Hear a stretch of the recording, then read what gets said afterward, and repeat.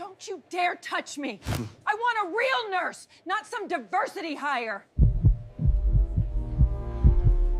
Get away from me! Don't you dare touch my bag with your filthy black hands! Every head turned. Conversations died mid-sentence. The entire waiting room froze, suspended in that terrible moment when cruelty speaks so loudly that silence becomes its only witness. Marcus Williams stood there, his dark skin seeming to absorb every ounce of shame she was trying to pour onto him.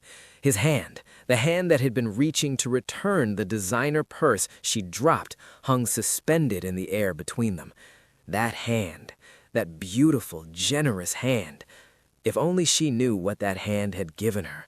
If only she knew that 6 months ago, that same hand had signed the papers that saved her life. If only she knew that the filthy black man she was screaming at had literally given her a piece of himself so she could live.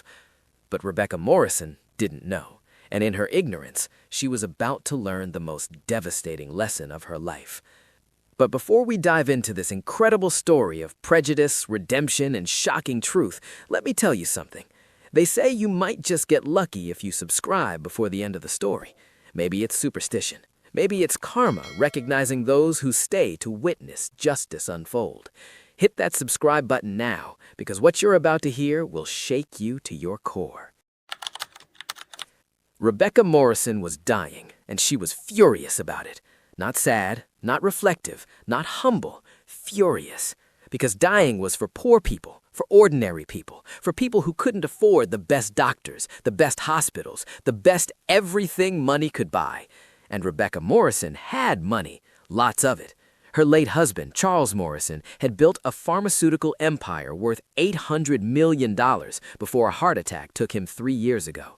She'd inherited everything: the company, the mansions, the investment portfolio, the social status. She lived in a gated estate in Highland Park, Dallas, drove a white Mercedes Maybach, wore clothes that cost more than most people's monthly salary, belonged to country clubs that had waiting lists longer than hospital transplant queues. But all that money, all that privilege, all that power couldn't fix what was killing her: kidney failure, stage 5, terminal. Her kidneys had been failing for 2 years, slowly at first, then faster. Now they were barely functioning at all. The toxins were building up in her blood. Her body was poisoning itself from the inside out. She needed a transplant, urgently. The problem was simple and devastating. There were no kidneys available. Her doctor, Dr. Patricia Hayes, had explained it gently. The waiting list is long, Rebecca. We're looking at potentially years before... Years? I don't have years. Do you know who I am? Do you know what I can pay? This isn't about money. It's about compatibility and availability. Everything is about money, doctor. Everything. Find me a kidney. I don't care what it costs. But money couldn't speed up the list, couldn't manufacture organs, couldn't force biology to cooperate. So Rebecca waited. And while she waited, she became more bitter, more angry, more convinced that the world was failing her. She'd always had certain views about people, about race, about who deserved what in life.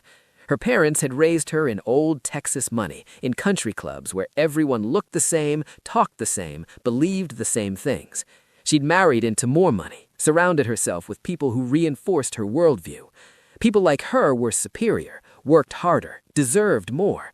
People who were different, poor, black, Hispanic, immigrant, were less. They were lazy, they were dangerous, they were taking what didn't belong to them. These weren't views she shouted from rooftops. She was too sophisticated for that. But they lived in her actions, in who she hired, in how she treated service workers, in the small, cruel comments she made when she thought only the right people were listening. And now, as she lay dying, those views didn't change. If anything, they intensified. Because if Rebecca Morrison, wealthy, white, important, couldn't get a kidney, it was surely because those people were taking them, cutting in line, gaming the system. It never occurred to her that she was the problem. It never occurred to her that salvation might come from someone she'd never deigned to touch. Marcus Williams was not supposed to be a hero. At least, that's what society had been telling him his entire life. Black man, 35 years old, grew up in South Dallas in a neighborhood where gunshots were more common than birdsong. son of a single mother who worked 3 jobs to keep them fed. The statistics said he should be dead or in prison. Instead, he was a registered nurse at Dallas Memorial Hospital, specialized in nephrology, kidney care. He'd fought for everything he had, fought to stay alive in a neighborhood designed to kill boys who looked like him, fought to get into college when guidance counselors told him to be realistic about his prospects, fought through nursing school while working overnight shifts at a warehouse. But Marcus didn't see his life as a fight. He saw it as a calling. "I want to help people," he told his mother when he was 17, announcing he wanted to be a nurse. She'd hugged him tight, tears in her eyes. "Baby, they're going to make it hard for you. Black men in nursing, people have their ideas. Then I'll change their ideas." And he had, slowly, one patient at a time, one shift at a time. Marcus was exceptional at his job, patient, compassionate, knowledgeable. He could start an IV on the most difficult veins, could calm the most anxious patients, could explain complex medical information in ways anyone could understand. His patients loved him. His colleagues respected him. But he still dealt with the other stuff, the stuff that came with being a black man in America. White patients who requested someone else when he walked into their rooms, security guards who followed him in stores, police officers who pulled him over for routine stops, colleagues who clutched their purses when he entered the break room. He'd learned to swallow it, to smile, to make himself smaller, less threatening, more palatable. "Don't give them a reason," his mother always said. "You have to be twice as good to get half as far." So he was, twice as good, 3 times as good. And he never complained, never let the bitterness take root, because Marcus Williams believed in something bigger than his own pain. He believed in service, in sacrifice, in the fundamental truth that every human life had value. That belief was about to be tested in ways he never imagined. It started with a staff meeting. Dr. Hayes gathered the nephrology team in the conference room. Her face was serious. "We have a situation," she began. "A patient in acute kidney failure. She's been on the transplant list for 18 months. Her condition is deteriorating rapidly. Without a transplant in the next few weeks, she'll die." The team nodded. They'd heard this story before, too many times. "The problem is compatibility. We've tested her family, no matches. We've searched the database, no available matches. We're running out of time." Marcus raised his hand. "What's a blood type?" "O negative. And she has antibodies that make matching extremely difficult. We need someone with very specific markers." "Have you considered a living donor?" "We've put out calls through our donor networks, but," Dr. Hayes sighed, "living kidney donation requires someone extraordinarily selfless, someone willing to undergo major surgery, give up an organ, risk their own health for a complete stranger. Those people are rare." Marcus went quiet. That night, he couldn't stop thinking about it. Somewhere in this hospital, a woman was dying because no one would give her a kidney. He knew the statistics. Kidney disease killed 90,000 Americans every year. Black Americans like him were 3 times more likely to suffer kidney failure than white Americans. But they were also less likely to receive transplants. The system was broken, biased, unfair. Marcus had spent his entire career trying to fix those inequalities, one patient at a time. Could he do more? That Sunday, he talked to Pastor Davidson at his church. "I'm thinking about donating my kidney to a stranger." Pastor Davidson looked at him carefully. "That's a serious decision, son. Major surgery, long recovery, and you'd be giving up an organ you might need someday." "I know, but I have 2 healthy kidneys. Someone else has none. The math seems simple." "The math maybe, but what about your future, your health, your family?" "I'm single, no kids, healthy. If not me, then who?" Pastor Davidson smiled. "You've always had the biggest heart, Marcus, since you were a boy. But pray on this. Make sure you're doing it for the right reasons." Marcus prayed. For 3 days he prayed, and every time he closed his eyes, he saw that woman dying in a hospital bed, saw her family grieving, saw a life ending because no one would help. On the 4th day, he called Dr. Hayes. "Test me," he said. "I want to donate." Dr. Hayes was shocked. "Marcus, you don't even know this patient." "I don't need to know her. I just need to help her." Do you understand what you're offering? This is major surgery, 6 weeks recovery time minimum, possible complications, and you'd be living with one kidney for the rest of your life. I understand. Test me. So they did. Blood work, tissue typing, antibody screening, psychological evaluation, financial counseling. The whole process took 2 weeks. And then Dr. Hayes called him into her office, her face showing something between amazement and disbelief. Marcus, you're a perfect match. I mean, a perfect match. 6 out of 6 antigens. It's rare, almost miraculous. Marcus felt his heart skip. So I can donate? Medically, yes, you're an ideal donor. But Marcus, she hesitated. The patient, Mrs. Morrison, she has certain attitudes. I want to make sure you understand what you're getting into. What kind of attitudes? Dr. Hayes chose her words carefully. She's from a very privileged background, very specific worldview. She's expressed preferences about her care team. Marcus understood immediately. She's racist. Dr. Hayes winced, but didn't deny it. I'm telling you this because you have the right to know. You'd be saving the life of someone who might not appreciate you. Marcus was quiet for a long moment. Then he said, "Everyone deserves to live, Dr. Hayes. Even people I don't agree with. Even people who don't like me. That's what being a nurse means. That's what being human means. You're a better person than most, Marcus. No, I just try to be what the world needs instead of what it deserves." The surgery was scheduled for 3 weeks later. Per hospital policy for anonymous living donors, Rebecca Morrison would not know who her donor was. All she'd be told was that a compatible donor had been found. Marcus preferred it that way. He wasn't doing this for recognition, for gratitude, for anything except the simple math of human life. She needed a kidney. He had one to spare. The night before surgery, his mother came to see him. She held his hands, tears streaming down her face. "Baby, I'm so proud of you, but I'm scared too. What if something goes wrong?" "Mom, I'll be fine. And if I'm not, well, at least I'll have done something that mattered. You matter, Marcus. Your life matters." "I know. That's why I'm doing this, because her life matters too." The operation took 6 hours. Marcus went first. They removed his left kidney through a small incision in his side. The organ was healthy, pink, perfect. It was rushed to the operating room next door, where Rebecca Morrison lay unconscious, her body failing minutes from death. The surgical team worked with precision, connected the kidney to her blood vessels, watched as blood flowed through it, held their collective breath, and then, like a miracle, the kidney started working, filtering blood, producing urine, doing what Rebecca's body could no longer do for itself. She was alive. In the recovery room, Marcus woke up to pain in the face of Dr. Hayes. "How is she?" he asked immediately, his voice thick from anesthesia. Dr. Hayes smiled. "The kidney's working beautifully. You saved her life, Marcus." "Good," he whispered, then drifted back to sleep. Rebecca Morrison woke up 6 hours later, groggy but alive. Her first words were, "Did you find a kidney?" "Yes," Dr. Hayes said gently. "You received a kidney from a living donor. The surgery was successful." "Who was it? I need to thank my donor properly. Send a gift." The donor requested to remain anonymous. "Anonymous? Why?" "Some donors prefer it that way." "Well, that's ridiculous. I insist on knowing. I need to compensate them appropriately." Dr. Hayes kept her voice neutral.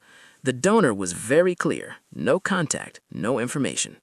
Rebecca didn't like it, but she was too weak to argue. She'd been given a second chance at life. But she hadn't been given humility. She hadn't been given gratitude. She hadn't been given the one thing that might have made her worthy of the gift she'd received. She hadn't been given wisdom. Marcus's recovery was harder than anyone expected. The surgery went well, but complications followed. Infection, severe pain, a longer hospital stay. He missed 8 weeks of work, burned through his savings, struggled to pay his rent. The hospital covered his medical costs. That was policy for living donors. But it didn't cover his lost income, his bills, his life. He'd given a piece of himself to save a stranger, and now he was drowning financially. His mother tried to help, but she was already stretched in. Marcus took on debt, credit cards, small loans. He told himself it was temporary, worth it, a price worth paying. But it was hard, really hard. And through it all, he wondered about the woman he'd saved. Was she healthy? Happy? Had the kidney changed her life? He'd never know. Anonymous donation meant a permanent wall between donor and recipient. Sometimes, late at night, he imagined meeting her, imagined her gratitude, imagined her saying, "Thank you for my life." Other times, he just hoped she was living well, making the most of her second chance. He never imagined that Rebecca Morrison recovered beautifully. Within 2 months, she was back to her normal life. Country club lunches, charity galas, shopping trips, board meetings for her late husband's company. The kidney worked perfectly. Her energy returned. Her color improved. She felt 20 years younger. But nothing else changed. She didn't become kinder, didn't become more grateful, didn't look at the world with new eyes or appreciate the miracle of a second chance. She was still Rebecca Morrison, entitled, privileged, convinced of her own superiority. She'd tell people about her transplant at parties, but always with a certain tone. "I was on death's door, you know, but I had the best doctors, the best care. They found me a kidney because of who I am, because I have resources." She never mentioned the anonymous donor, or if she did, it was dismissive. Some person donated. I suppose they did it for the tax write-off or the attention. It never occurred to her that someone might have given her a kidney out of pure love, pure sacrifice, pure human goodness. That kind of love didn't exist in her world. And as the months passed, she stopped thinking about the transplant altogether. It became just another thing that had happened to her, another obstacle she'd overcome through her own determination and resources. The scar on her side was just a mark, nothing more. The kidney inside her was just an organ, nothing sacred. She never thought about the person who'd given it to her, never wondered about their recovery, never considered that they might have struggled, never knew that the man who saved her life was barely surviving himself. 6 months after the transplant, Marcus returned to work. He was thinner, quieter. The surgery and recovery had taken something from him, not physically, but spiritually, the weight of sacrifice. But he was still Marcus, still showed up, still cared. One Tuesday afternoon, he was asked to help in the outpatient clinic. They were short-staffed. A patient needed blood work before her regular nephrologist appointment. Marcus gathered his supplies, checked the name on the chart, Rebecca Morrison. He didn't recognize it. Why would he? He'd never been told who received his kidney. He walked into the exam room with a professional smile. "Good afternoon, Mrs. Morrison. I'm Marcus. I'll be drawing your blood today for—" She looked up from her phone, and her face changed instantly. Horror, disgust, fear. "No," she said sharply. "Get someone else." Marcus paused. He'd dealt with this before. "Ma'am, I'm a registered nurse. I'm highly qualified." "I don't care what you are. I want someone else. Someone—" She looked him up and down. "Someone more appropriate." The words hung in the air like poison gas. Marcus kept his voice steady, professional. "I understand you have preferences, but we're short-staffed today. I promise I'll be quick and—" "I said no. Do you not understand English, or do I need to speak more slowly for you?" The cruelty was casual, practiced, the kind of racism that wore expensive clothes and learned to smile while it stabbed. Marcus swallowed his pride. "I'll see if someone else is available." He left the room, his hands trembling slightly. A colleague, Sarah, saw his face. "What happened?" "Patient requested someone else." Sarah's face tightened with understanding. "Oh, Marcus, I'm sorry. Want me to take over?" "Please." He went to the break room, sat down, took a deep breath. This wasn't new. He'd experienced it 100 times, 1,000 times, but it still hurt every single time. After 30 minutes, Marcus composed himself, gathered his things, and headed toward the elevator to return to his floor. The elevator doors opened, and Rebecca Morrison stood there, adjusting her designer purse, checking her phone. They locked eyes. Recognition flickered across her face. Not recognition of who she was, but recognition of what she represented. The nurse she'd rejected. The black man she'd insulted. The elevator was crowded. Marcus stepped in, keeping to his corner. The doors closed. The elevator descended. And then it happened. The elevator jolted, stopped suddenly between floors. Everyone gasped. The lights flickered. "What's happening? Are we stuck?" Rebecca's purse slipped from her shoulder in the commotion. It hit the floor, and its contents spilled everywhere. Phone, wallet, makeup, pills. Marcus, acting on pure instinct and training, immediately bent down to help her gather her things. His hand reached for her purse, and that's when she screamed. "Get away from me! Don't you dare touch my bag with your filthy black hands!" The elevator went silent. 7 people crammed in a small space, and every single one of them froze. Marcus pulled his hand back like he'd been burned. Rebecca snatched her purse, clutched it to her chest like he'd been trying to steal it. "You people," she hissed, her voice low but venomous. "You're all the same, always trying to take what doesn't belong to you, always looking for an opportunity." Marcus said nothing, just stood there, his dignity stripped away in front of strangers. Someone in the elevator said quietly, "Ma'am, he was just trying to help." "I don't need his help," Rebecca spat. "I don't need anything from someone like him." The elevator started moving again. The malfunction fixed itself. When the doors opened to the lobby, Rebecca stormed out without looking back. Marcus stayed in the elevator, riding it back up, his heart pounding, his hands shaking, his mind reeling. Sarah found him 20 minutes later, sitting in the supply closet, his face in his hands. "Marcus, what happened?" And he told her everything. Sarah's face went pale. "Oh my God, Marcus, that woman." "I know, it's fine. I'm used to it." "No, Marcus, you don't understand." Sarah pulled out her phone, pulled up something on the screen. "That woman, Rebecca Morrison, do you know who she is?" "Some rich patient who hates black people. So what?" Sarah showed him the screen, a file, a medical record. "Marcus, that woman, Rebecca Morrison, she's your recipient. The woman you gave your kidney to, that's her." The world tilted. Marcus stared at the screen, reading the name over and over. Rebecca Morrison, kidney transplant recipient, living donor, anonymous, 6 months ago. The date matched. The woman who just called his hands filthy, the woman who treated him like a criminal, the woman who looked at him with such disgust, was alive because of him, was walking around with his kidney inside her body, was living because he sacrificed. Marcus couldn't breathe. Sarah grabbed his shoulders. "Are you okay?" I gave her my kidney. I saved her life, and she doesn't know, Marcus. She has no idea. But I know." His voice cracked. "I know what I gave up for her. The surgery, the pain, the debt, the recovery. I gave her everything, and she looks at me like I'm trash." "What are you going to do?" Marcus was quiet for a long, long time. Then he said, "Nothing." "Nothing?" "I didn't donate my kidney for her gratitude. I did it because it was right, because she needed it. That hasn't changed.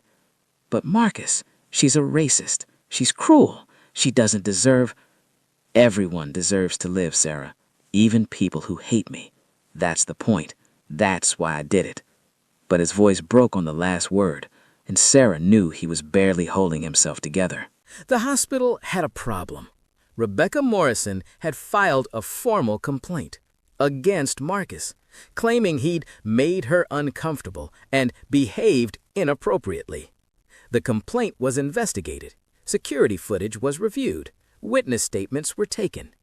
Every single piece of evidence showed Marcus had done nothing wrong, that Rebecca had been the aggressor, that her complaint was based on nothing but prejudice. But the hospital still had to address it. Dr. Hayes called both of them into her office separately. She spoke to Marcus first. "I've reviewed everything. You did nothing wrong. Mrs. Morrison's complaint is baseless and frankly appears to be racially motivated." "Thank you," Marcus said quietly. "But I have to ask, do you want to tell her that you're her donor?" Marcus thought about it, really thought about it. Would it change anything? I don't know, maybe. Maybe she'd be ashamed. Maybe she'd apologize. Or maybe she'd feel worse about having a black person's organ inside her. Maybe she'd hate me even more. Dr. Hayes had no answer to that. "I don't want her to know," Marcus said finally. "I didn't do it for recognition. and I don't want her gratitude now. It would feel dirty, forced. I understand, but Marcus, you deserve to be honored for what you did. I got my honor. She's alive. That's enough. But it wasn't enough. Not really. Because walking around knowing that the person you saved despises you, that eats at your soul in ways that are hard to describe. 1 week later, Rebecca Morrison received a call from the hospital's patient advocate. "Mrs. Morrison, we need to discuss your complaint." "Good. I trust that nurse has been disciplined." "Actually, your complaint has been dismissed. Security footage and witness statements confirm that Marcus Williams did nothing inappropriate. In fact, he was trying to assist you when you verbally assaulted him." "I did not." "Mrs. Morrison, we have you on camera, calling his hands filthy and black and making several other racially charged statements." Silence. "Now we're willing to move past this incident without further action, but we do need to inform you of something that's come to light during our investigation." "What?" The patient advocate took a deep breath. 6 months ago, you received a kidney transplant from an anonymous living donor. You've asked multiple times to know your donor's identity. "Yes, and you've refused to tell me." "The donor has requested anonymity, and we've respected that. However, given the circumstances, and with the donor's permission, we're now authorized to tell you." "Who is it?" "Your donor was Marcus Williams, the nurse you filed the complaint against, the man whose hands you called filthy. He gave you your kidney. He saved your life." Rebecca Morrison's phone clattered to the floor. Want to know what happened next? Stay with me, because the ending will restore your faith in humanity. Rebecca Morrison sat in her mansion staring at the wall. Marcus Williams, the black nurse she'd humiliated, had given her his kidney.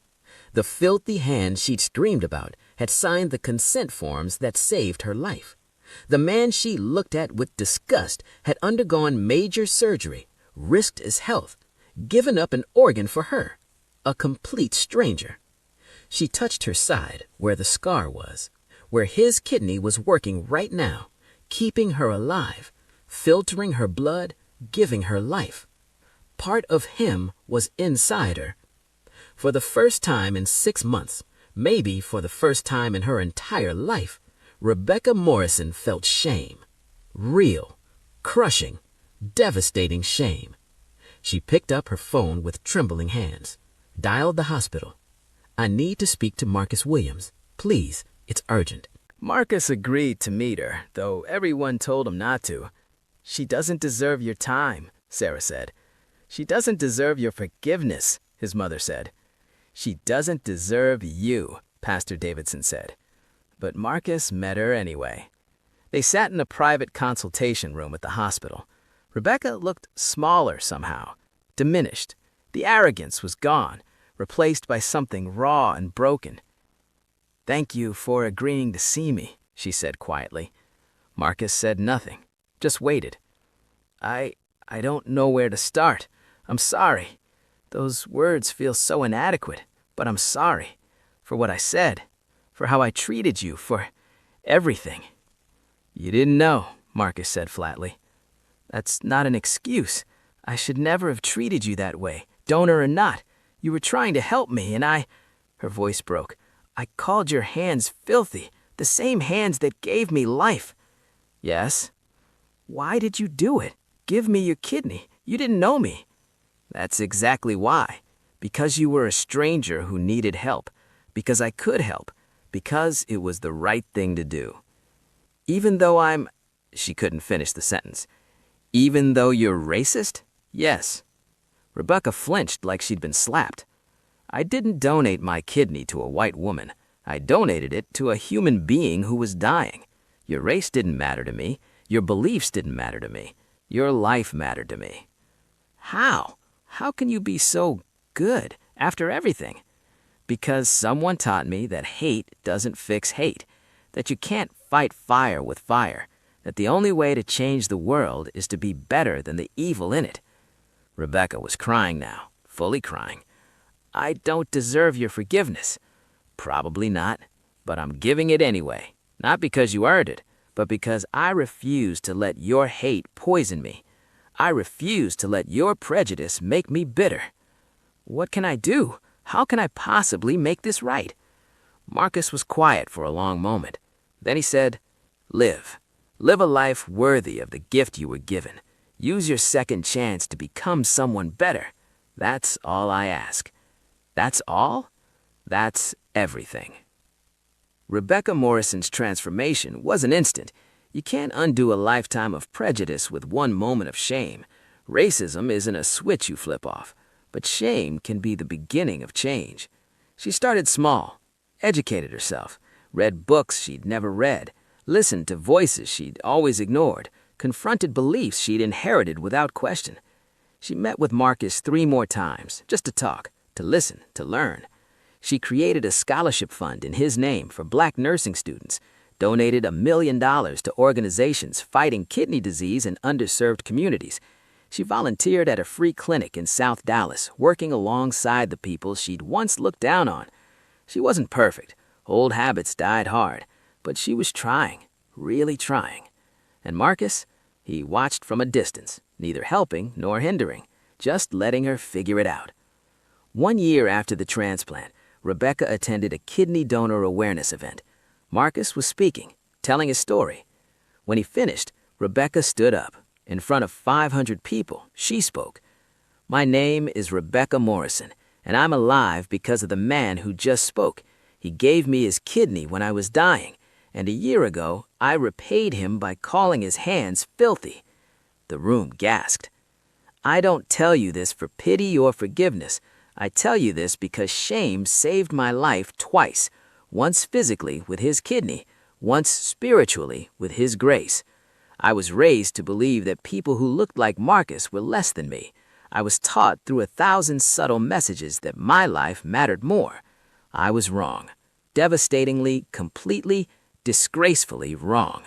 And if it took having his kidney inside me to see his humanity, then I'm grateful for that shame, because it woke me up. She looked directly at Marcus. I'll spend the rest of my life trying to be worthy of your sacrifice. Thank you for my life. Thank you for your grace. Thank you for being everything I wasn't. The room stood and applauded. Marcus nodded once. Acknowledgement. Not quite forgiveness. Not yet. But maybe someday. This story teaches us something most people never learn. Your character is revealed not in how you treat people who can help you, but in how you treat people who can't. Rebecca Morrison had money, power, privilege, but until she was humiliated by her own cruelty, she had no humanity. Marcus Williams had nothing but a big heart, but in his poverty, his struggle, his pain, he had everything that mattered. The hands you call filthy might be the ones that save your life.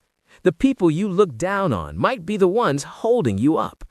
Grace given to the undeserving is the only grace that matters. Because if we only love people who love us back, what's the point? If we only help people who deserve it, what's noble about that? The true test of character is what you do when no one is watching, when there's no reward, when the person you're helping will never thank you, or worse, will hate you. Marcus Williams passed that test. Most of us wouldn't. So here's my question for you. Could you give your kidney to someone who hated you? Could you save the life of someone who would spit on you? Be honest. Comment below, yes or no. If this story moved you, do 3 things. Subscribe now. They say you might just get lucky if you subscribe before the end of the story. Maybe it's true. Maybe the universe rewards those who witness justice. Hit that button. Like this video if it made you feel something. Share this story with someone who needs to hear it. Because the world is full of Rebecca Morrisons, people who need their eyes opened. And it needs more Marcus Williamses, people who give grace to the graceless. Be the kidney, not the hate. The end. Thank you for watching. God bless you.